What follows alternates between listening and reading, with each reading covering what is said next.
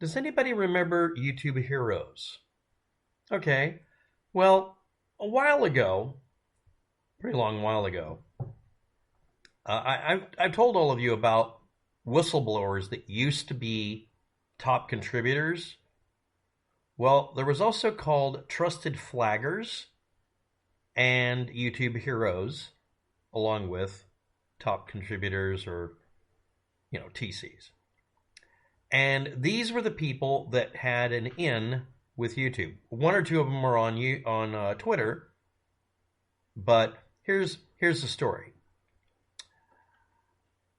YouTube killed trusted flagging. YouTube killed free speech. 2011 through 2021, a 10-year-long experiment in doing really the only way you could regulate YouTube. Community standards being enforced by the community. Now that means that a corporation literally can't give you in your living room in your bunny slippers an instruction that will actually do anything. It doesn't matter how many click wrap licenses you click. You can't actually be thrown in jail for simply loading Windows on your computer and refusing to register it. As long as you pay for it, maybe keep a receipt or whatever, or it has a sticker on the side of it, so that means it came with the product, so you paid for it. There's literally nothing Microsoft Corporation can do to you. It's not legal for them to say you clicked a license, you have to agree to upgrade Windows 8, which is what they tried to push on people for a few years, and still do. The same thing with every other website demanding you upgrade your browser. There's no law about this. You're just being peer pressured, okay? So what happened is YouTube realized they had two choices. Let the artificial intelligence bot run rampant with no training, or let it run around only doing stuff that was easily evaded, but would still get rid of the majority of shitbags, bad accounts or bad videos. As I've said before, I did a dissertation for a group of people saying search engines like Google and Yahoo and Bing are blind. They weren't at the time able to accurately view an image like this with even a little noise in it and see if I put up text. They weren't able to interpret what I was saying because they couldn't hear my voice and understand it. Speech recognition was a pain in the ass even a few years ago. Things have changed. But the big problem, and I stated it, was that it's an artificial intelligence system using text. It can concentrate on the artificial intelligence just analyzing the web page and do a good job for search engines. That's why Google worked so good. Doing that with your voice and trying to figure out your intentions and intonation when you're making fun of something instead of promoting it, it's going to make mistakes all the time. So they figured out in 2011, actually earlier than that, they needed an actual literal goddamn army, a mob, to regulate YouTube. So they had trusted contributors, TCs, trusted flaggers, YouTube heroes, and top contributors, TCs, not just top contributors. Now I want to point out a little allusion to 2014 when I got harassed by somebody impersonating one of these people, and for all I know, claiming to work at YouTube as a flagger. These people were of two varieties. People like you and me who are willing to put in the hours to regulate YouTube as a really cool project, like I was when I was on Wikipedia trying to make the pages better and ran into the other kind of person with seniority or power, the little Lilliputian, fiefdom idiots, the shitbags that abuse power. Some of these people would sell it on the dark web or on, Facebook and say, hey, pay me $50 and I'll get rid of a YouTube channel for you. Because that is something people would pay for. I had somebody, actually several somebodies, pay these people to try to kill off my channel. They actually went ahead and did this, $50 a pop apparently, and said they were doing it and then erased the comment, but made sure I saw it. Now, why would they do that? Because they could. They wanted to get rid of me because I was interfering with some of them selling holy water over the net or telling you the world's coming to an end and selling you anti-radiation pills or some other damn thing that were sugar pills. Me outing people was bad for business. But yeah, some of these people actually got a job at Google. I worked at a company that was a phone company, and I caught gang members in the building. Literally caught them in person with a sheriff behind me who were members of gangs who just had a clean record, who got jobs there to steal money from your phone accounts, Nextel, okay, I said it, Sprint and Nextel, and transfer the balances over so they could keep their phones going and have bling and make a lot of money. Infiltrating the organization you're trying to evade banning by is a tactic. But anyway, these were the trusted contributors, that was back in 2011 when reviews would take a week or a month to clean up bad videos and bad channels or restore wrongly flagged accounts. Sometimes it took hours or days. It's just a crapshoot. But some people wanted to be more equal than others and wanted to pay for it. Large corporations, mainstream media, or just people with a shit ton of money wanted to have a fast lane. And people also, if you're not aware of it, if you were doing YouTube content and getting money for it, you had that fast lane. But some shitbag putting up content that's telling people the world's coming to an end shouldn't have that, but they did. This is something YouTube had no problem with. They would give them fast lane and the ability to mass flag a channel or group of channels. YouTube's Trust and Safety Department made a direct communication app nicknamed Deputy. I don't know its internal name. This is according to somebody on Reddit. And again, the link below, one link, will lead to a stack of links that are all also archives, but this archive won't be flaggable, at least until YouTube decides to make everything flaggable. I'm not evading a ban. I'm trying to comply with their fucking rules, okay? But you click that link, you'll see the others, and you can go read it. It was a YouTube page search altered to show up to 20 videos at a time that you could review or request review or flagging, all under a single policy if you wanted to. This is an early version of the YouTube Heroes routine that was done later on in 2016. Now, this was given to 200 non-governmental organizations, NGOs, 70 government organizations, GOs, we don't know which ones, and trusted flaggers, and eventually YouTube Heroes.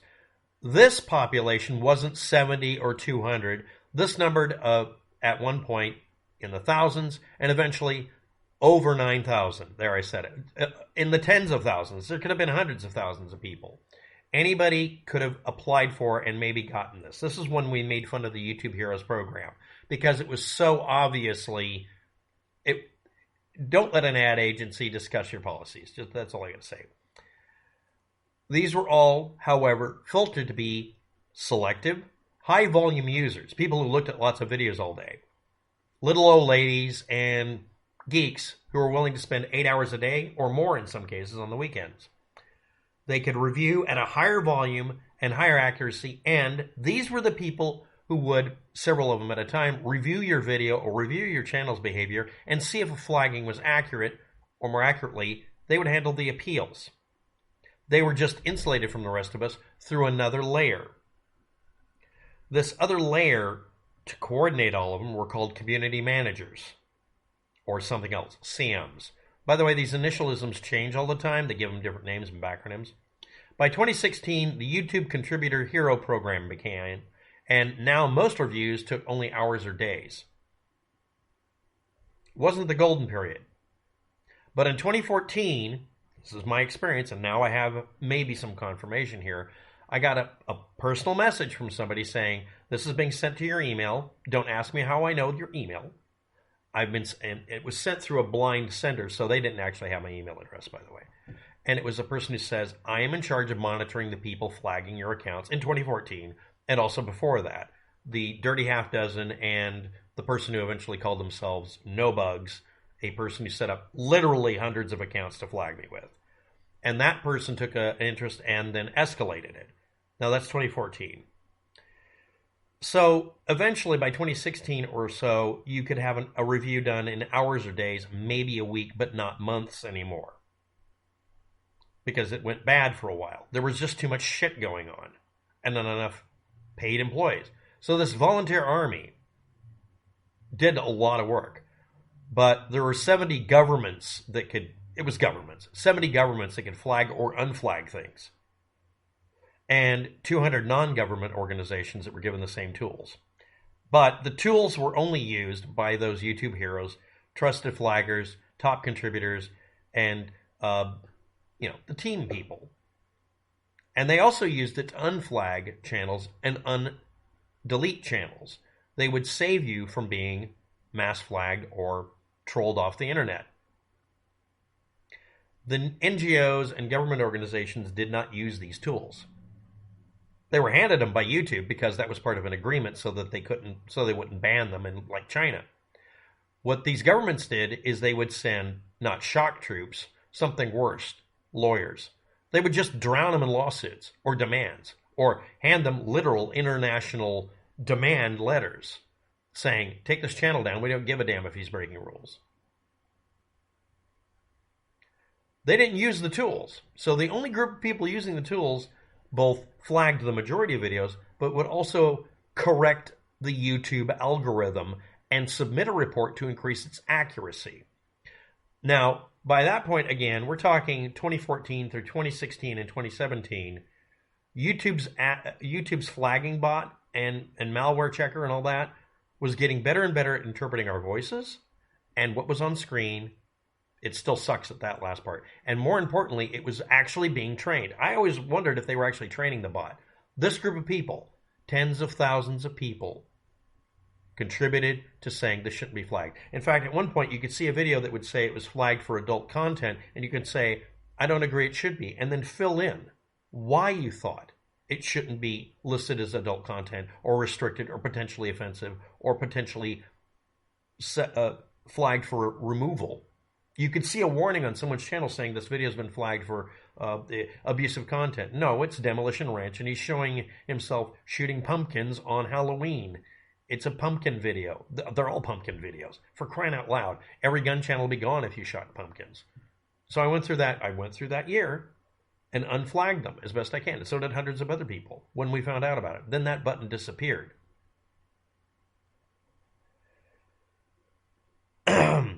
2018, YouTube's Trust and Safety Department community managers started to quit, getting replaced with volunteers or employees that would then quit some more. By 2019, YouTube's Trust and Safety Department community managers went silent. Reviews went back to taking months or weeks again. They blamed it on COVID at that point, but obviously the handwriting was on the wall in 2018.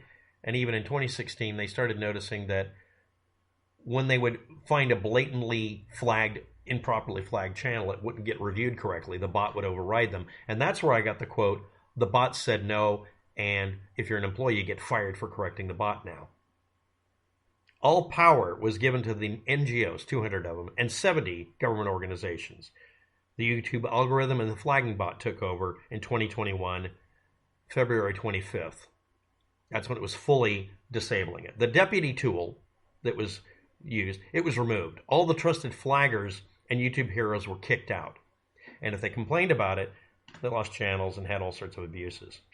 In the previous 4 years, the 70 government organizations had only flagged or unflagged 700 videos. They actually just flagged. The 200 non-government organizations flagged 157,000 videos. The 10,000 trusted flaggers over a 4-year period of time had done all of the other work. No paid employees were used. They did this for free, YouTube and Google.